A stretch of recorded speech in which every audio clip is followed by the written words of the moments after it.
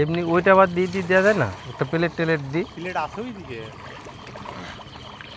এতে এরকম প্লেট ঢুকে এতে দিয়ে কষ্ট হয়ে যায় না, ঝাঁকি মারা লাগছে, প্লেট হলে তো তা লাগে না।